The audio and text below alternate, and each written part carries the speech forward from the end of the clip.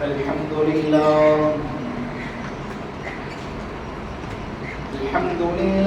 رب العالمين والعاقبة للمتقين ولا عدوان إلا على الظالمين والصلاة والسلام على سيدنا محمد وعلى آله وصحبه أجمعين أما بعد فقد قال الله سبحانه وتعالى أعوذ بالله من الشيطان الرجيم بسم الله الرحمن الرحيم إنما يعمر مساجد الله من آمن بالله واليوم الآخر وأقام الصلاة وآتى الزكاة ولم يخش إلا الله فعسى أولئك أن يكونوا من المهتدين صدق الله العلي العظيم. وقال رسول الله صلى الله عليه وسلم كلكم راع وكلكم مسؤول عن رعيته صدق رسول الله صلى الله عليه وسلم أو كما قال عليه الصلاة والسلام. அகில உலகங்களை படைத்து பரிபாலிக்கக்கூடிய அல்லாஹ்வுக்கு எல்லா புகழும் அல்ஹம்துலில்லாஹ். சத்திய தூதர் சன்மார்க்க போதகர் இறுதி தூதர் முஹம்மது ரசூலுல்லாஹ் ஸல்லல்லாஹு அலைஹி வஸல்லம் அவர்களின் மீதும் அன்னாரை வழி தொடர்ந்த உத்தம சஹாபாக்கள் தாபிஊன்கள் தபஉத் தாபிஈன்கள் கியாமத் வரை வரக்கூடிய முஸ்லிம்கள் முஃமின்கள் அனைவரின் மீதிலும் அல்லாஹ்வின் ஸலாத்தும் ஸலாமும் என்றென்றும் உண்டாவதாக. இறையில்லமா மாளிகையில்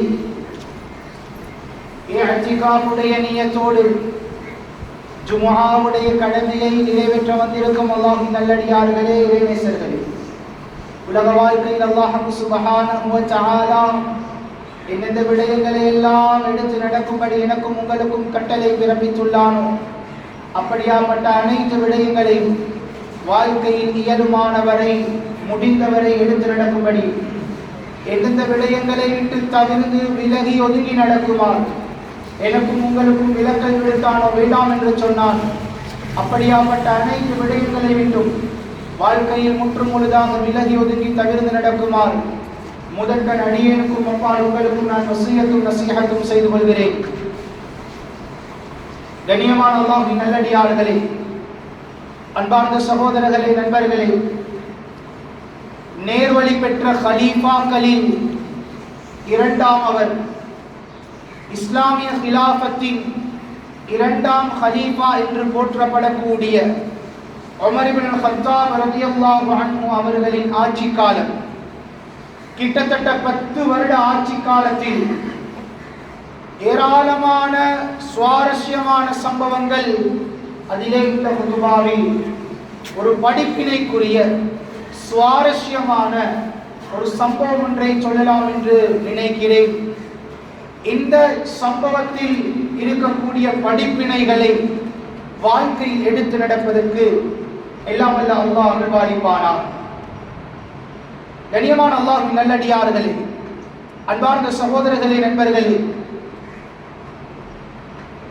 உமர் ரலியல்லாஹு அன்ஹு அவர்களுடைய ஆட்சி காலத்தில் உலகத்தினுடைய பல நாடுகள் இஸ்லாமிய கிலாஃபத்திற்கு கீழால், இஸ்லாமிய ஆட்சிக்கு கீழால் வந்தடைந்தன.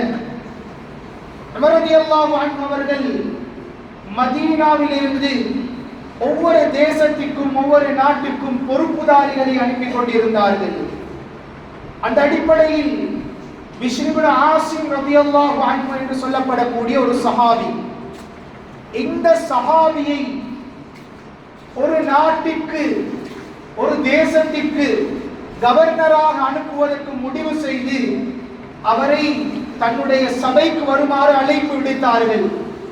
பிஷ்ர் இப்னு ஆசிம் ரலியல்லாஹு அன்ஹு அவர்களுக்கு உமர் ரலியல்லாஹு அன்ஹு அவர்களினுடைய அழைப்பு செய்தி வந்தவுடனேயே அவர்கள் விளங்கிக் கொண்டார்கள், என்னை ஒரு நாட்டுக்கு கவர்னராக அனுப்புவதற்கு தான் என்னை தேர்ந்தெடுத்து இருக்கிறார்கள், அதற்கு தான் என்னை வர சொல்லி இருக்கிறார்கள் என்று விளங்கியவுடனே அவர் அப்படியே மதீனாவை விட்டும் தலைமறைவாகிவிட்டார். மதீனாவை விட்டும் அப்படியே தலைமறைவாகிவிட்டார். ஒரு நாட்கள், 2 நாட்கள், பல நாட்கள் ஆகிவிட்டன. இப்பொழுது செய்தி வருகிறது, உமர் ரலியல்லாஹு அன்ஹு அவர்கள் உங்களை ஒரு நாட்டுக்கு கவர்னராக அனுப்புவதற்கு தான் உங்களை தேர்ந்தெடுத்து உங்களை வர சொன்னார். இப்பொழுது மெதுவாக மதீனாவிற்குள் வருகிறார்கள், மதீனாவிற்குள் பிரவேசிக்கிறார்கள். மதீனாவிற்குள் வந்து ரலியல்லாஹு அன்ஹு அவர்களை தனிமையாக சந்திக்கிறார்கள். ரலியல்லாஹு அன்ஹு அவர்கள் அவரை கண்டவுடனேயே ரலியல்லாஹு அன்ஹு அவர்கள் இவரை கண்டவுடனேயே முதலாவது கேட்ட பதில் என்ன தெரியுமா? கலீஃபாவுக்கு கட்டுப்படக்கூடிய தன்மை இல்லையா உங்களிடத்தில்? உங்களை வர சொல்லி இத்தனை நாட்கள் ஆகிவிட்டன, உங்களை வர சொல்லி இத்தனை நாட்கள் ஆகிவிட்டன. கலீஃபாவுக்கு கட்டுப்படக்கூடிய தன்மை இருந்திருந்தால் நீங்கள் இந்த சபைக்கு வந்திருக்க வேண்டும், ஆனால் வரவில்லை.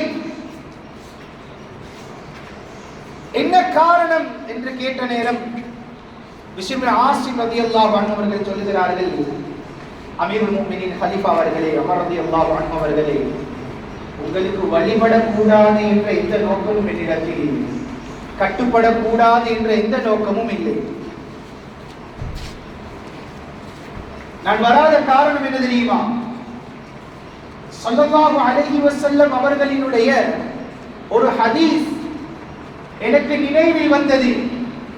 ஸல்லல்லாஹு அலைஹி வஸல்லம் அவர்கள் சொன்னார்கள், மன் உல்லிய ஷைஅன் மின் அம்ரில் முஸ்லிமீன், மன் உல்லிய ஷைஅன் மின் அம்ரில் முஸ்லிமீன் உதிய பிஹி யௌமல் கியாமம் ஹத்தா யூகஃப அலா ஜிஸ்ரி ஜஹன்னம். யார் ஒரு மனிதனுக்கு முஸ்லிம்களினுடைய ஒரு பொறுப்பு கொடுக்கப்பட்டு அவர் அந்த பொறுப்பிற்காக வேண்டி கியாமத்தினுடைய நாளையில் கேள்வி கணக்குக்காக அழைக்கப்படுவார். எந்த இடத்துக்கு தெரியுமா? ஹத்தா யூகஃப அலா ஜிஸ்ரி ஜஹன்னம், சிராத்துடைய பாலத்திற்கு மீதுதான், சிராத்தினுடைய பாலத்திற்கு மேலால் தான் அவருக்கு அந்த கேள்வி கணக்கே நடக்குமா? மன் உல்லிய ஷைஅன் மின் அம்ரில் முஸ்லிமீன், முஸ்லிம்களினுடைய ஒரு பொறுப்பு ஒரு மனிதனுக்கு கொடுக்கப்படுகிறது. அந்த பொறுப்பிற்காக வேண்டி அல்லாஹ் கியாமத்துடைய நாளையில் அல்லாஹ் கேள்வி கணக்கு கேட்பான். இந்த கேள்வி கணக்குக்கு விசேஷமாக அது நடாத்தப்படக்கூடிய இடம் என்ன தெரியுமா? நரகத்திற்கு மீது போடப்பட்ட அந்த சிராத்துடைய பாலத்தில் தான் அவர் நிறுத்தப்படுவார். அதற்காக வேண்டி கேள்வி கணக்கு கேட்கப்படுவார். உலமாக்கள் எழுதுகிறார்கள், ஃபைன் கான முஹ்சினன், அவர் உலக வாழ்க்கையில ஒரு 3 வருஷம் அந்த பொறுப்பை செஞ்சிருந்தால், 5 வருஷம் ஒரு பொறுப்பு செஞ்சிருந்தால், அழகா செஞ்சிருக்கிறாரு, அல்லாஹ்வுக்கு பொருத்தமான முறையில் செஞ்சிருக்கிறாரு, அல்லாஹ்வுக்கு பயந்த நிலைமையில் அந்த பொறுப்பை செஞ்சிருக்கிறாரா, ஃபைன் கான முஹ்சினன் நஜா, அவர் அழகா செஞ்சிருந்தால் அவர் வெற்றி பெறுவார். வஇன் கான முஸீஅன், யார் அந்த பொறுப்பை மோசமான முறையில் பொடுப்போக்காக கவனை இல்லாமல் யாரெல்லாம் அந்த பொறுப்பை வீணடித்து செய்திருப்பார்களோ, இன் ஹலக பிஹில் ஜிஸ் ஃபஹுவ ஃபஹவா ஃபீஹி 70 கரீபன், அவர் அந்த ஜிஸ்ரி ஜஹன்னம், அந்த சிராத்துடைய பாலத்தில் இருந்து விழுத்தாட்டப்பட்டு 70 வருடங்கள் ஆழத்தில் இருக்கக்கூடிய அந்த நரகத்தை அடைவார் என்று சொல்லுகிறார். கண்ணியமான அல்லாஹ்வின் நல்லடியார்களே, அன்பார்ந்த சகோதரர்களே, நண்பர்களே, கொஞ்சம் முன்னாலவா போகக்கூடியவங்களுக்கு அந்த இடவழியில யாரும் தொலைவா, அந்த இடவழியில திறந்தால் அந்த இடத்துல நின்று கொண்டிருப்பான். கொஞ்சம் முன்னாலவா அந்த இடத்தை வைங்க, வந்து போகக்கூடியவங்களுக்கு அந்த இடத்தை வைங்க. கண்ணியமான அல்லாஹ்வின் நல்லடியார்களே, முஸ்லிம்களுடைய ஒரு பொறுப்புக்காக வேண்டி அவர் பொறுப்பு கொடுக்கப்படுகிறாரா? கேள்வி கணக்கே சிராத்துடைய பாலத்தில். சுப்ஹானல்லாஹ், எவ்வளவு பயங்கரம்! எவ்வளவு பயங்கரம் கண்ணியமானவர்களே. ஸல்லல்லாஹு அலைஹி வஸல்லம் அவர்கள் சொன்னார்கள், குல்லுக்கும் ராயின் வ குல்லுக்கும் மஸ்ஊலுன் அன் ரஇயதி. உங்களில் ஒவ்வொருவரும் பொறுப்புதாரிகள், உங்களுடைய பொறுப்பை பற்றி நீங்கள் நிச்சயமாக கேட்கப்படுவீர்கள். ஸல்லல்லாஹு அலைஹி வஸல்லம் அவர்கள் தொடர்ச்சியாக சொன்னார்கள், ஃபல் அமீர் அல்லதி அலன் நாஸ் ராஇ வ ஹுவ மஸ்ஊலுன் அன் ரஇயதி. ஒரு ஊரினுடைய ஜனாதிபதி, ஒரு ஊரினுடைய அதிபர், ஒரு நாட்டினுடைய பொறுப்புதாரி, அவருக்கு கீழால் இருக்கக்கூடிய மக்களுக்கு அவர் பொறுப்புதாரி. அவர் அந்த பொறுப்பை பற்றி கியாமத்தில் கேட்கப்படுவார். தொடர்ச்சியாக சொன்னார்கள், ஒரு குடும்பத்தினுடைய தலைவர், அந்த குடும்பத்திற்கு பொறுப்புதாரி, அவர் அவருடைய மனைவியை பற்றியும் அவர்களுடைய பிள்ளைகளை பற்றியும் கேட்கப்படுவார். ஒரு பெண்மணி, அவள் தன்னுடைய கணவனை பற்றியும் தன்னுடைய பிள்ளைகளை பற்றியும் கேட்கப்படுவாள். இப்படி ஒவ்வொருவரும் பொறுப்புதாரிகள். இந்த பொறுப்பு என்பது அமானிதம். அந்த அமானிதத்தை பற்றி அவர்கள் வினவப்படுவார்கள். கனிமான அல்லாஹ்வின் நல்லடியார்களே, அன்பார்ந்த சகோதரர்களே, நண்பர்களே, பொறுப்புகள் ஏராளம் இருக்கிறது. பொறுப்புகள் அனைத்துமே அமானிதம். தன்னுடைய பிள்ளைகள், தன்னுடைய மனைவி மக்களுக்காக வேண்டியே ஒரு மனிதன் கேட்கப்படுவான் என்றால் அடுத்த விடயத்தை பற்றி சொல்ல வேண்டிய அவசியம் இல்லை. அல்லாஹ்வின் நல்லடியார்களே, அந்த அடிப்படையில் மிக பயங்கரமான, மிகவும் கண்ணும் கருத்துமாக செய்ய வேண்டிய ஒரு பொறுப்பு தான் மஸ்ஜிதினுடைய பொறுப்பு. மஸ்ஜிதினுடைய பொறுப்பு இந்த அளவுக்கு என்றால், நாம் அனைவரும் நினைக்கிறோம் இந்த மஸ்ஜிதினுடைய பொறுப்பு இது ஒரு பதவி, இது ஒரு பதவி என்று நினைத்துக் கொண்டிருக்கிறோம். கண்ணியமானவர்களே, அது ஷைத்தான் என்னுடைய உள்ளத்தில் போடக்கூடிய ஒரு மோசமான ஒரு நோய். பதவி என்று நினைத்தால் அதற்கு எப்படியாவது வர வேண்டும் என்ற அந்த ஒரு ஆவல், ஆசை, அதற்குண்டான முயற்சி இருந்து கொண்டே இருக்கும். இது பதவி அல்ல, இது ஒரு பொறுப்பு, இது அமானிதம். கியாமத்தில் உலமாக்கள் எழுதுகிறார்கள், ஒரு ஊரினுடைய தலைவராக இருக்கலாம், ஒரு மஸ்ஜிதினுடைய தலைவராக இருக்கலாம், ஒரு வீட்டினுடைய பொறுப்புதாரி தலைவராக இருக்கலாம், ஒரு வேலைச்சார், ஒரு தொழிற்சாலையினுடைய பொறுப்புதாரியாக இருக்கலாம். அவர்களுக்கு கீழால் உள்ள மக்களை பற்றியும் பல வருடங்கள் விசாரிக்கப்படுவார்கள். கண்ணியமான அல்லாஹ்வின் நல்லடியார்களே, 10 வருடங்கள் ஒரு மனிதன் ஒரு ஊரினுடைய தலைவராக இருக்கிறாராம்.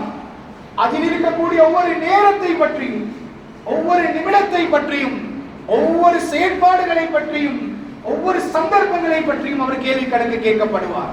அதற்கு சரியான முறையில் அவர் பதிலளித்தாலே தவிர அவருடைய 2 கால்களை நகர்த்த கூட அந்த இடத்தில் இருந்து முடியாது. கண்ணியமான அல்லாஹ்வின் நல்லடியார்களே, அன்பார்ந்த சகோதரர்களே, நண்பர்களே, நேரடியாக நான் தலைவருக்கு வருகிறேன். ஒரு கடையுடைய ஒரு முதலாளி இருக்கிறார். அந்த கடையுடைய முதலாளி தந்த கடைக்கு வரக்கூடிய ஒரு தொழிலாளி எப்படி இருக்க வேண்டும் என்று அவர் தகவல்கள் எழுதி வைத்திருக்கிறார். அவர் நம்பிக்கையானவராக இருக்கும், அவர் நாணயமானவராக இருக்கும், அவர் அல்லாஹ்வுக்கு பயந்தவராக இருக்கும், அவர் திருட்டு என்ற அந்த பாவத்தை பயந்தவராக இருக்கும். இப்படி நிறைய தன்மைகளை என்ன செய்வார்கள் என்றால் தந்த கடைக்கு வரக்கூடியவரிடத்தில் எதிர்பார்ப்பார்.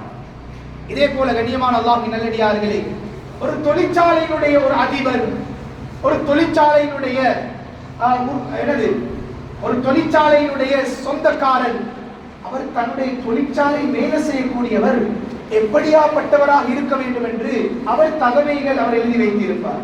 இதே போல இன்னும் சொல்லலாம், ஒரு வீட்டினுடைய ஒரு பொறுப்புதாரி, ஒரு தந்தை, தந்த வீட்டுக்கு வரக்கூடிய மருமகன், இவரிடத்துல என்னென்ன தன்மைகள் இருக்கிறது?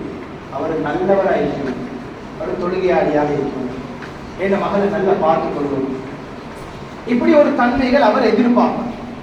கண்ணியமானவர்களே, வெறுமனே உலக ஆதாயங்களை ஈட்டி தரக்கூடிய இந்த தொழிற்சாலைகள், இந்த கடைகள், இந்த உறவுகள், இதற்கே இப்படியாப்பட்ட தகமைகள் எதிர்பார்க்கப்படுகிறது என்றால் சுப்ஹானல்லாஹ், அல்லாஹ் இந்த உலகத்தை படைத்த ரப்புல் ஆலமீன் அல்லாஹ் தன்னுடைய மஸ்ஜிதுக்கு தன்னுடைய இல்லத்தை நிர்வகிப்பவர்களினுடைய தன்மைகளை எப்படியெல்லாம் அல்லாஹ் எதிர்பார்ப்பான். அல்லாஹ் குர்ஆன் ஒரு ஆயத்துல சொல்றான், ஏண்ட மஸ்ஜிதுகளை நிர்வகிப்பவர்கள் இப்படிதான் இருக்கும். அல்லாஹ் சொல்றான், என்னுடைய ஆலயங்களை நிர்வகிப்பவர்கள் நிர்வாகிகள் இப்படியாப்பட்ட தன்மையுடையவர்களாகத்தான் இருக்கிறோம். அல்லாஹ் சொல்றான், இன்னமா யஅமுரு மசாஜிதல்லாஹ் மன் ஆமன பில்லாஹ் வல் யௌமில் ஆகிர். என்னுடைய மஸ்ஜிதை நிர்வகிப்பவர்களிடத்துல அல்லாஹ் 4 தன்மைகளை எதிர்பார்க்கிறான். சுப்ஹானல்லாஹ், 4 தன்மைகளை அல்லாஹ் எதிர்பார்க்கிறான். அதுல முதலாவது தன்மை என்ன தெரியுமா? மன் ஆமன பில்லாஹ் வல் யௌமில் ஆகிர். அவர் அல்லாஹ்வை கொண்டு ஈமான் கொண்டு இருக்கும், அல்லாஹ்வை நம்பிக்கை கொண்டவராய் இருக்கும். சுப்ஹானல்லாஹ். கனிமானவர்களே, இப்போ உங்களிடத்துல ஒரு சந்தேகம் வரலாம், எல்லாருமே ஈமான்தாரி தானே, எல்லாருமே முஃமின் தானே, நாங்க அல்லாஹ்வை நம்பி தானே இருக்கிறோம், அது என்ன திரும்பவும் அல்லாஹ்வை நம்பிக்கை கொண்டவராக இருக்கணும் என்று சொல்லப்படுது? கண்ணியமானவர்களே, எல்லாரும் ஈமான்தாரிகள் தான், எல்லாரும் அல்லாஹ்வை நம்பி இருக்கிறவர்கள் தான். ஆனால் குர்ஆனும் ஹதீஸும் எந்த அடிப்படையில் ஒரு முஃமின் பூர்த்தியானவனாக இருக்க வேண்டும் என்று சொல்லுகிறதோ அந்த பூர்த்தியான முஃமினாக இருக்கும். குர்ஆன் என்ன சொல்லுகிறது? இன்னமல் முஃமினூன இதா ذுகிரல்லாஹ் வஜிலத் குலூபுஹும். முஃமின்கள் யார் தெரியுமா? அல்லாஹ் என்ற பெயர் சொல்லப்பட்டால் அவர்களுடைய உள்ளங்கள் நடுநடுங்கிவிடும், பயந்துருவாங்க. ரலியல்லாஹு அன்ஹு அவர்களுடைய காலத்துல நாம் பார்த்திருக்கக்கூடிய கேட்டிருக்கக்கூடிய ஒரு சம்பவம், ஒரு வாலிபர் ஒரு பாவத்திற்காக வேண்டி அவர் அப்படியே முனைகிறார், ஈடுபடுகிறார். அந்த நேரத்தில் அல்லாஹ்வுடைய ஒரு சிந்தனை, அல்லாஹ்வுடைய ஒரு ஆயத், குர்ஆனுடைய ஒரு வசனம் நினைவுக்கு வருகிறது. அந்த நேரத்தில் அதை நினைச்சு மயக்கம் போட்டு கீழே விழுகிறார், மூச்சடிச்சு மூழ்கிறார். முஃமின்கள் என்றால் அல்லாஹ் சொல்லுகிறான், இன்னமல் முஃமினூன இதா ذுகிரல்லாஹ். முஃமின்கள் யார் தெரியுமா?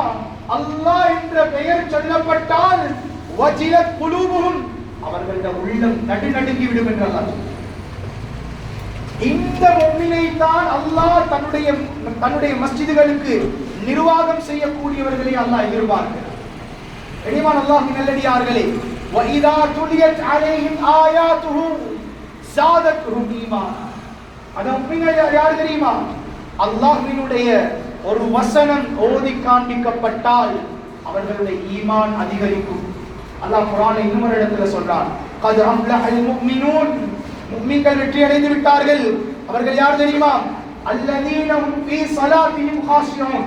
தொழுகையில அல்லாஹ் பயந்த நிலைமையில பயபக்தி உள்ளவர்களாக இருப்பார்கள். வல்லதீன ஹும் அனில் லஹ்வி முஅரிதூன். வீணான பேச்சுக்கள் பேச மாட்டாங்க, வீணான விளையாட்டுக்கள் ஈடுபட மாட்டாங்க. வல்லதீன ஹும் லிஸ்ஸகாத்தி ஃபாயிலூன். ஜகாத்தை சரியாக கொடுக்கக்கூடியவர்களாக இருப்பார்கள். வல்லதீன ஹும் லிஃபுரூஜிஹிம் ஹாஃபிதூன். தன்னுடைய மர்ம உறுப்புகளை தேவையில்லாத வழிகள்ல, ஹராமான வழிகள்ல செலவழிக்க மாட்டார்கள். இப்படி எல்லாம் நிறைய தன்மைகளை பேசுறார். கனிமானவர்களே, இந்த முஃமினை தான் அல்லாஹ் தன்னுடைய மஸ்ஜிதை நிர்வகிப்பவர்களாக அல்லாஹ் எதிர்பார்க்கிறார். கனியமான அல்லாஹ்வின் நல்லடியார்களே, அது மாத்திரமல்ல, அல்லாஹ்வை ஈமான் கொண்டவராக இருக்கணும். அதேபோல வல் யௌமில் ஆகிர், கியாமத்தினால ஈமான் கொண்டவராக இருக்கும். கனியமானவர்களே, எல்லாரும் கியாமத்தினால ஈமான் கொண்டவராகத்தான் இருக்கிறாங்க. ஆனால் எப்படியாப்பட்ட ஈமானாக இருக்க வேண்டும்? அவருடைய உள்ளத்தில் வரணும், இந்த உலகத்தினுடைய 1000 நாட்களுக்கு சமமான ஒரு நாள் இருக்கிறது. இந்த உலகத்தினுடைய 1000 நாட்களுக்கு சமமான ஒரு நாள் இருக்கிறது. அந்த நாள், கியாமத்தினுடைய அந்த நாள், பூமி முழுக்க செம்பு தரையாக இருக்கும். சூரியன் தன்னுடைய தோல் புஜத்துக்கு அருகில் கொண்டு வந்து நிறுத்தப்படும். ஒவ்வொரு மனிதர்களும் அதனுடைய வியர்வையில் மூழ்கி கொண்டிருப்பார்கள். நிர்வாணிகளாக, ஆடை இல்லாதவர்களாக இருப்பார்கள், செருப்பில்லாதவர்களாக இருப்பார்கள். அந்த நாளில் அல்லாஹ் ஒரு மனிதனை தன்னுடைய சன்னிதானத்திற்கு முன்னால் வைத்து, நீ இந்த பொறுப்புக்கு உள்வாங்கப்பட்டவன், இந்த பொறுப்பை சரியாக செய்தாயா, இந்த பொறுப்பை பற்றி வினவப்படுவாய். கண்ணியமான அல்லாஹ்வின் நல்லடியார்களே, அதற்கு பதில் சொல்லும் வரைக்கும் கண்ணியமானவர்களே, அவருடைய இரு கால்களும் நகர்த்த முடியாது. இந்த ஈமான் அவருடைய உள்ளத்தில் இருக்கிறது. அல்லாஹ்வுடைய சன்னிதானத்தை பயந்தவராக இருக்கிறது. சுப்ஹானல்லாஹ். இது முதலாவது தன்மை. இரண்டாவது தன்மையை அல்லாஹ் சொல்றான், ஏண்ட மஸ்ஜிதை நிர்வகிப்பவர்களுக்கு நான் எதிர்பார்க்கிற தன்மை என்ன தெரியுமா? வஅகாமஸ் ஸலாத். வஅகாமஸ் ஸலாத். கண்ணியமானவர்களே, உலமாக்கள் எழுதுகிறார்கள், மஸ்ஜிதை நிர்வகிப்பவர்களிடத்தில் மிக முக்கியமான தன்மை, இரண்டாவது தன்மை, தொழுகையில் பேணுதலாக இருக்க வேண்டும்.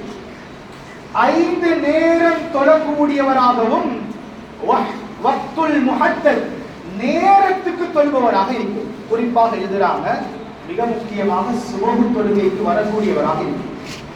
கனிவான அல்லாஹ்வின் நல்லடியார்களே, உலமாக்கள் சொல்றாங்க, யார் மஸ்ஜிதுடைய நிர்வாகத்திற்காக வேண்டி ஒரு 10 மனிதர்கள் நிறுத்தாட்டப்பட்டிருக்கிறார்கள், புகைப்படம் போடப்பட்டிருக்கிறது, ஒரு மனிதன் வாக்கு செலுத்துகிறார்.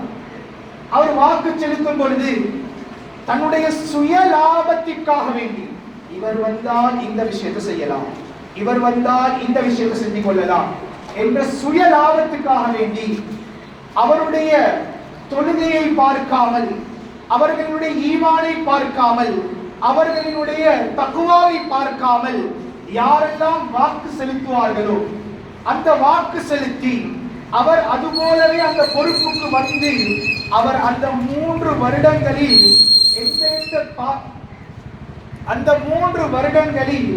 எந்த தவறுகள் எல்லாம் செய்கிறார்களோ அது அனைத்திற்கும் வாக்கு செலுத்தியவர்கள் அந்த பாவத்தை அனுபவிப்பார்கள், அந்த பாவத்தை சுமப்பார்கள். கண்ணியமானவர்களே, லேசல்ல டிக் போடுறது, லேசல்ல டிக் போடுறது, லேசல்ல கையை உயர்த்துறது, லேசல்ல. இவர் வந்தால் இதை செய்யலாம், இவர் வந்தால் இதை செய்யலாம், இவர் வந்தால் எங்களுக்கு இந்த சாதகமான ஒரு விஷயம் இருக்குது, இந்த சாதகமான ஒரு விஷயம் இருக்குது என்று வாக்கு செலுத்தி அவர் அந்த 3 வருடத்திற்குள் ஏதோ ஒரு பெரிய தவறை செய்திருக்கலாம், ஏதோ ஒரு தவறை செய்திருக்கலாம். வாக்கு செலுத்தியவர்கள் 100 மனிதர்கள் இருந்தாலும் அந்த முழு பாவத்தையும் அந்த 100 மனிதர்கள் சுமக்க வேண்டும். கண்ணியமானவர்களே, உலமாக்கள் சொல்லுகிறார்கள், மஸ்ஜிதை நிர்வகிப்பவர்களை தேர்ந்தெடுக்க வேண்டுமா? சுபஹ் தொழுகைக்கு பள்ளிவாசலுக்கு வாருங்கள். சுபஹ் தொழுகையை தொடர்ச்சியாக யாரெல்லாம் பேணுதலாக இமாம் ஜமாஅத்தாக தொழுகிறார்களோ அவர்களை தேர்ந்தெடுங்கள். கண்ணியமானவர்களே, சுபஹ் தொழக்கூடியவர்கள் சுபஹ்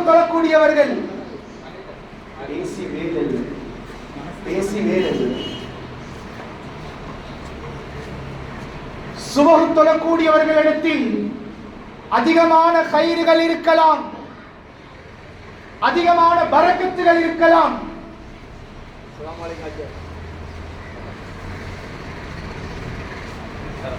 சுபஹ் தொழக்கூடியவர்களிடத்தில் அதிகமான நூர், அதிகமான கைர், அதிகமான பரக்கத்துகள் சுப்ஹானல்லாஹ் இருந்து கொண்டே இருக்கும்.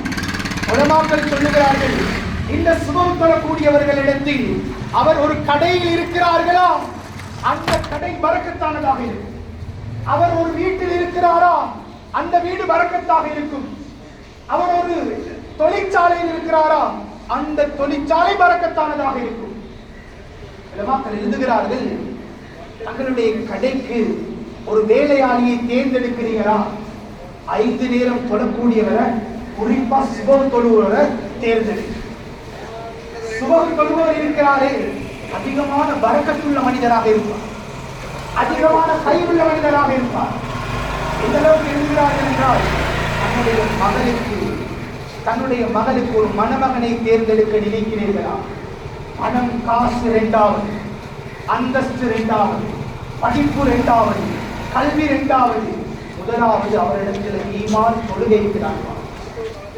ஈமான் தொழுகை இருக்கிறான். குறிப்பாக அவர் 4 வக்து தொழுபவராக இருக்கக்கூடாது, குறிப்பாக 5 நேரம் தொழக்கூடியவராக இருக்கணும், குறிப்பாக சுபஹ் தொழுபவராக. கண்ணியமான அல்லாஹ்வின் நல்லடியார்களே, சுபஹ் தொழுபவரிடத்தில் அவங்களோட வாழ்க்கையை அல்லாஹ் லேசாக்கி கொடுப்பான். எவ்வளவு கஷ்டம் வந்தாலும் அல்லாஹ் அந்த வாழ்க்கையில பரக்கத்தை அல்லாஹ் நசீபாக்குவான். கண்ணியமான அல்லாஹ்வின் நல்லடியார்களே, சுபஹ் தொழுபவர்களை தேர்ந்தெடுக்க வேண்டும் மஸ்ஜிதுடைய நிர்வாகம். அல்லாஹ்வின் நல்லடியார்களே, இந்த தலையங்கம் இரண்டாவது. மூன்றாவது, அல்லாஹ் தஆலா சொல்லுகிறான், இந்த ஆலயம் மஸ்ஜிதை நிர்வகிப்பவர்களுக்கு நான் எதிர்பார்க்கிற தன்மை என்ன தெரியுமா? அவர் ஜகாத்தை சரிவர நிறைவேற்றக்கூடியவர்களாக ஜகாத்தை சரிவர நிறைவேற்றக்கூடியவர்களாக இருக்கும். அப்ப நாங்க நினைக்கலாம், அப்ப பணம் உள்ள வசதி உள்ள மக்கள் மாத்திரமா நிர்வாகத்திற்கு வர வேண்டும்? இல்லை சகோதரர்கள், இதுல ரெண்டு கருத்து இருக்கிறான். ஜகாத் பணம் உள்ள மனிதர்கள் அத்துணை நபர்களும் ஜகாத் கொடுப்பவர்களாக இருக்க மாட்டார்கள். நான் நிறைய பேரை பார்த்திருக்கேன். ஜகாத்துல குறைபாடு இருக்கிறதா? அவர்களுடைய சொத்து செல்வங்களில் அல்லாஹ் குறைபாட்டை ஏற்படுத்திக் கொண்டே இருப்பார்.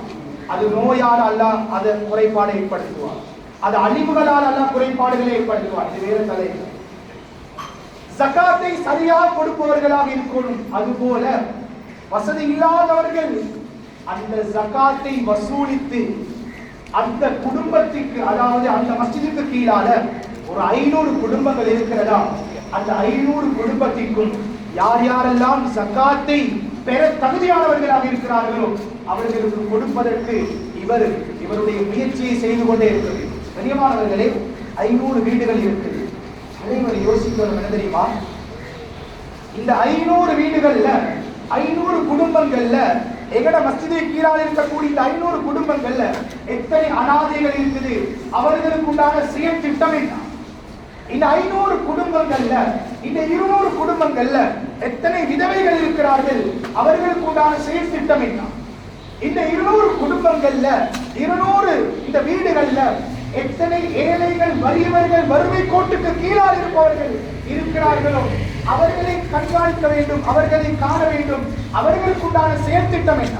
கண்ணியமானவர்களே, அல்லாஹ்வின் நல்லடியார்களே, பொறுப்புதாரிகளுடைய கையில சரியான அந்த சாட் இருக்கிறோம். இது எங்கட மஸ்ஜிதுடைய குடும்பங்கள். இந்த இடத்துல இத்தனை குடும்பங்கள் இருக்கிறார், இவர்கள் இத்தனை ஏழைகள், இத்தனை அனாதைகள், இத்தனை வறியவர்கள், இத்தனை விதவைகள், இத்தனை வேலை இல்லாதவர்கள், இத்தனை ஊனமுற்றவர்கள், இவர்களுக்கு உண்டான செயல் திட்டங்கள் இருக்கும். பெரியமானவர்களே, பலமாக்கள் சொல்லுகிறார்கள், பலமாக்கள் இருக்கிறார்கள், பலமாக்கள் சொல்லுகிறார்கள், ஒரு மஸ்ஜிதுக்கு 200 குடும்பம் இருக்கிறது. அதுல ஒரு குடும்பம் ஒரு நேர சாப்பாடு இல்லாமல் பசித்த நிலைமையில அந்த காலத்தை அந்த நேரத்தை கழிக்கிறார்களா? இந்த மஸ்ஜிதினுடைய நிர்வாகிகள் அதற்கு பொறுப்பு சொல்லுவாங்க, இந்த ஊரினுடைய தலைவர்கள் அதற்கு பொறுப்பு சொல்லுவாங்க. அதற்கு நீங்க நினைச்ச மாதிரி பேச செய்யணுமா? கண்ணியமானவர்கள், இதற்கு உண்டான ஆதாரம் உமர் ரலியல்லாஹு அன்ஹு அவர்களுடைய காலத்தில் ஒரு நாள் அவர்களுடைய அந்த சபையை வச்சு சொல்றார்கள், அழுது கொண்டிருக்கிறார்கள். உமர் ரலியல்லாஹு அன்ஹு அவர்களிடத்தில் கேட்கப்பட்டது, அழுது சொன்னாங்க. உமர் ரலியல்லாஹு அன்ஹு அவர்கள் சொன்னார்கள், லவ் மாத ஜமலுன் பிஷாத்தில் ஃபுராத்தி, ஒரு ஒட்டகம்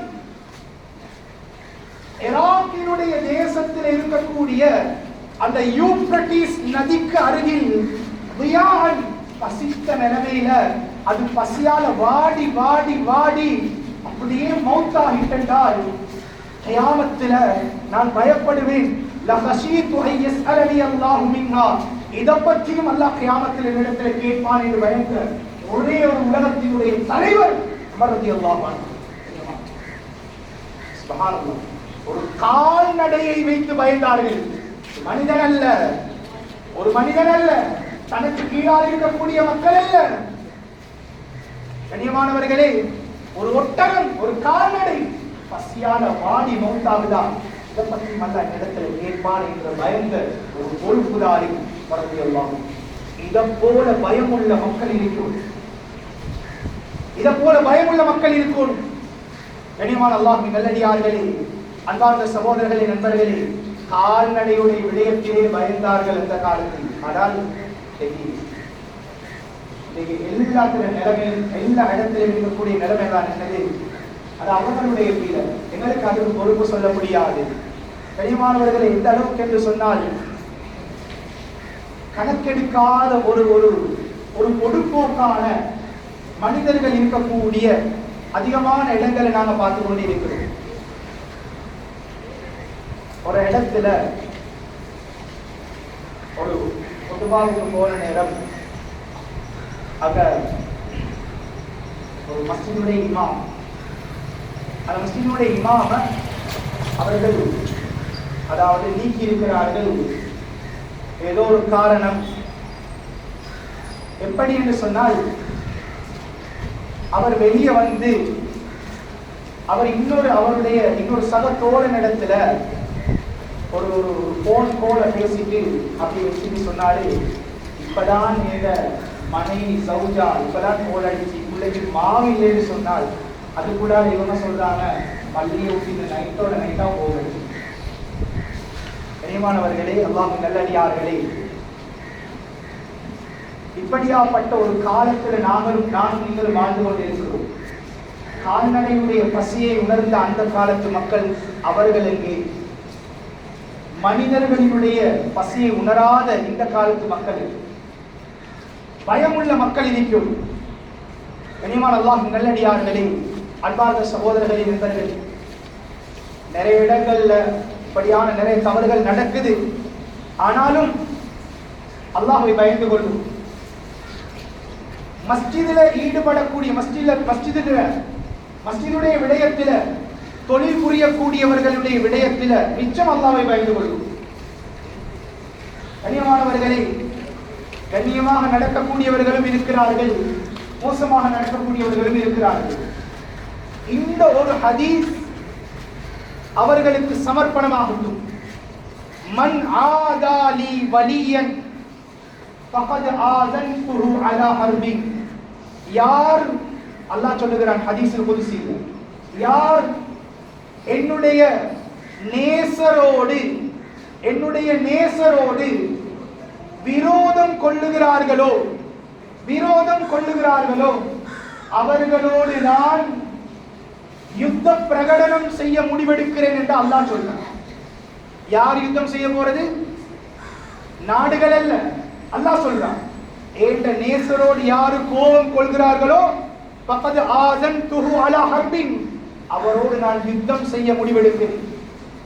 இமாம் அஹ்மத் இப்னு ஹம்பல் ரஹிமஹுல்லாஹ் அவர்கள் சொல்லுகிறார்கள், அல்லாஹ் இந்த இடத்துல சொல்லும் நேசர் யார் தெரியுமா?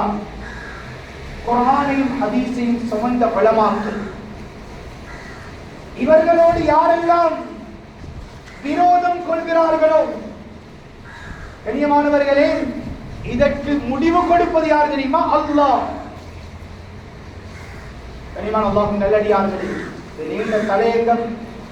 நான்காவது விடயம் என்ன தெரியுமா? வலம் யக்ஷ இல்லல்லாஹ். ஏந்த மஸ்ஜிதை நிர்வகிப்பவர்களிடத்தில் நான்காவது மிகப்பெரிய ஒரு தன்மை இருக்கணும். என்ன தெரியுமா? வலம் யக்ஷ இல்லல்லாஹ். அவர் அல்லாஹ்வுக்கு பயப்படக்கூடியவராய், அல்லாஹ்வுக்கு பயப்படக்கூடியவராய் இருக்கும். உலமாக்கள் எழுதுறாங்க,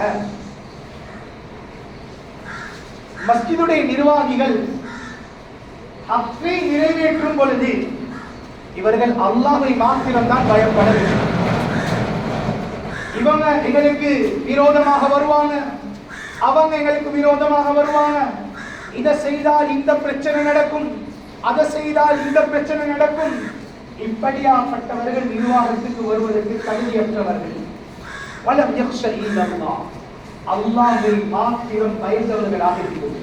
எல்லா விஷயத்திலும் அது மஸ்ஜிதினுடைய எல்லா பொறுப்புகளையாக இருக்கலாம், மஸ்ஜிதுக்கு வெளிப்பட்ட விடயங்களாக இருக்கலாம். அல்லாஹ்வை பயந்த மக்கள் என்ன செய்யணும் என்றால் அந்த இடத்துக்கு வரும். இந்த 4 தன்மைகளை மாத்திரம்தான் அல்லாஹ் எதிர்பார்க்கிறான். முதலாவது, அல்லாஹ்வை கொண்டு ஈமான் கொண்டவராக இருக்கிறோம், கியாமத்தினாலே ஈமான் கொண்டவராக இருக்கிறோம். அதுபோல தொழுகையில் பேணுதல் உள்ளவராக இருக்கிறோம், தொழுகையில் பயபக்தி உள்ளவர்களாக இருக்கிறோம்.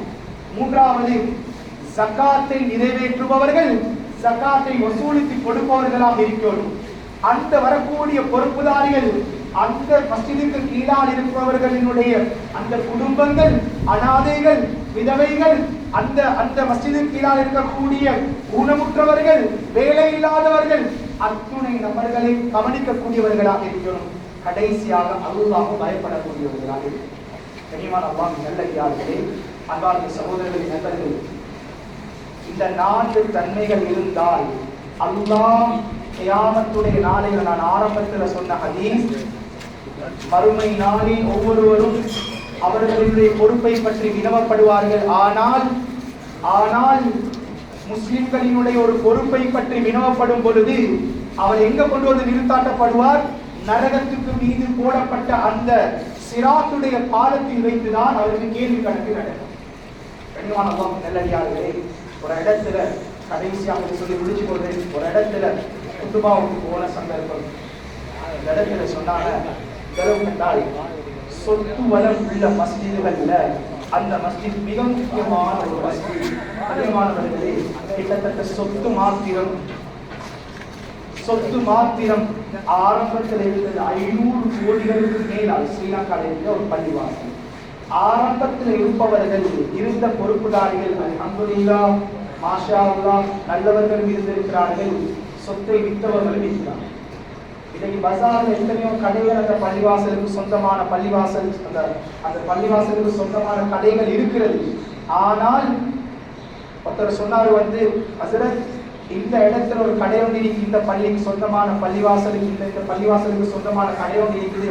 அவர் சரியா பார்த்தா இந்த காலத்தினுடைய ரேட் அடிப்படையில 4.5 லட்சம் அவர் மாசம் கூலி தரணும். ஆனா இவ்வளவு காலம் அவர் 20,000 தான் கூலி தந்து கொண்டிருக்கிறார். இவ்வளவு காலம் இந்த கூலிய கூற்றத்துக்காக வேண்டி கிட்டத்துல வந்த நிர்வாகிகள் என்ன செஞ்சாங்கன்னு சொன்னால், முயற்சி ஒன்று செய்து அல்லாஹ் அவர்களுக்கு ரஹ்மத் செய்வானாக. கண்ணியமானவர்கள், கோர்ட் வழியாக அலங்கி 2 வருஷம் பாடுபட்டார். 2 வருஷம் பாடுபட்டு அந்த கூலி இப்ப கொஞ்சம் கூட்டி பட்டிருக்கு. எவ்வளவு? 25 65 மாறி, 65 மாறுறதுக்கு 2 வருஷம் அலைஞ்சிருக்கிறார்கள் என்றால், கண்ணியமானவர்களே, கியாமத்தில் எப்படியாப்பட்ட கேள்விகளுக்கு இது மாத்திரமல்ல, அந்த நேரத்துல அந்த குத்துபா முடிஞ்ச நேரத்துல அந்த கோட் வழியாக அலைஞ்சி திரிஞ்சி பாடுபட்டவர்கள் அப்படியே அது ஒரு 2-3 பேர் உட்கார்ந்து சொன்னாங்க, ஹஸ்ரத், இது மாத்திரமல்ல ஹஸ்ரத், இன்னும் நிறைய இருக்குது. இந்த பள்ளிக்கு கிட்டத்தட்ட 500 கோடி சொத்து, 500 கோடி சொத்து, நிறைய இடங்கள், முக்கியமான இடங்களை சொன்னாங்க. இந்த இடங்கள் எல்லாம் இவருக்கு சொந்தமான இடம். ஆனால் ஆரம்பத்தில் வந்தவங்க எல்லாம் அவங்களோட பேர்ல எழுதி கொண்டாங்க. அவங்களோட பிள்ளைகள் இப்ப பாதிச்சு கொண்டிருக்கிறாங்க. டாக்குமெண்ட்ஸ் இல்ல, எல்லாம் இல்ல, எல்லாம் அழிச்சிட்டு ஒன்றும் இல்லை. இப்ப வெடிக்கலாது. இப்ப 1 கோடிக்கும் சொத்து இல்லையா? கடைகள் இருக்குது. அந்த காலத்துல 20 வருஷத்துக்கு முன்னால கொடுத்த அதே 10,000 ரூபாய் கூலிய இந்த காலத்திலையும் 10,000 ரூபாய் கூலி கொடுத்து கொண்டிருக்கிறாங்க. ஆனால் அந்த கடையினுடைய மாத வருமானம் கோடிக்கணக்கு. இந்த சல்லி எல்லாம் ஹலாலா? இந்த சல்லி எல்லாம் ஹலாலா? இதனால எத்தனை ஹஜ்ஜிகள், ஹாஜியாரோட பேரு சொல்லுவான், இந்த இடத்துல சரியில்லை, அவரோட பேரு பின்னால ஹாஜியார். இந்த ஹஜ்ஜி கூடுமா? இந்த உம்ரா கூடுமா? 1 ரூபாய் எங்களோட பிள்ளைக்கு நாங்க கஷ்டப்பட்டு கொடுக்கிறோமா? அந்த 1 ரூபாய் எல்லாம் பரக்கத் செய்வான். அந்த 1 ரூபாய் காசு ஹராமான வழியில, இப்படி மோசடியான வழியில கொடுக்கிறோமா? அதுல என்ன பரக்கத் இருக்கு? நாங்க நரகத்துக்கு தகுதியானவர்களை வீட்டுல வளர்த்து கொண்டிருக்கிறோம் எங்களோட பணம் காசி மூலமா. எனவே கண்ணியமானவர்களே, இந்த தலையங்கம் முஸ்லிம்களுடைய பொறுப்புதாரிகள் இந்த 4 தன்மைகள் உள்ளவர்களாக இருக்க வேண்டும். 4 தன்மைகள் இருக்கிறதா? அல்ஹம்துலில்லாஹ், தாராளமாக இவர்களுக்கு வாக்களிக்கலாம். வாக்களிப்பவர்கள் தன்னுடைய சுயலாபத்திற்காக வேண்டி இந்த 4 தன்மையும் பார்க்காமல் வாக்களிப்பார்கள் என்றால் அவர்கள் இந்த 3-5 வருடங்களுக்குள்ளால் இந்த தவறுகள் எல்லாம் செய்வார்களோ அதற்கு அவர்களும் பொறுப்புதாரிகள், அதற்கு கேள்வி கணக்கு கேட்கப்படுவார்கள். அந்த பாவத்தை அவர்களும் சுமப்பார்கள். எனவே சிறந்தவர்களாக வாழ்ந்து சிறந்தவர்களாக மரணிக்கும் பாக்கியத்தை அல்லாஹ் எனக்கும் உங்களுக்கும் நசீபாக்குவானா. பாவங்களை மன்னிச்சியா அல்லாஹ், குற்றங்களை மன்னிச்சியா அல்லாஹ், தப்பு தவறுகளை மன்னிச்சியா அல்லாஹ், இறக்கம் உள்ள ரப்புயா அல்லாஹ், சங்கையாக ரப்புயா அல்லாஹ், அரசர்களுக்கு எல்லாம் அரசரியா அல்லாஹ், 7 வானங்களுடைய ஆட்சிக்கு சொந்தக்காரன் யா அல்லாஹ், 7 பூமிகளுடைய ஆட்சிக்கு சொந்தக்காரன் யா அல்லாஹ். யா அல்லாஹ், ரஹ்மான் யா அல்லாஹ், எங்களை பாவங்களை மன்னிச்சியா அல்லாஹ், எங்களை உம்மா வாப்பாவுடைய பாவங்களை மன்னிச்சியா அல்லாஹ், உஸ்தாத்மார்களுடைய பாவங்களை மன்னிச்சியா அல்லாஹ். இந்த குத்துபாவில் பேசப்பட்ட இந்த தலையங்கள் எங்களை வாழ்க்கையில் எடுத்து நடப்பதற்கு அருள்வாய்ப்பாயா, துஆவை கபூல் செய்வாயா. ஆகிரு தஅவானா அல்ஹம்துலில்லாஹி ரப்பில் ஆலமீன்.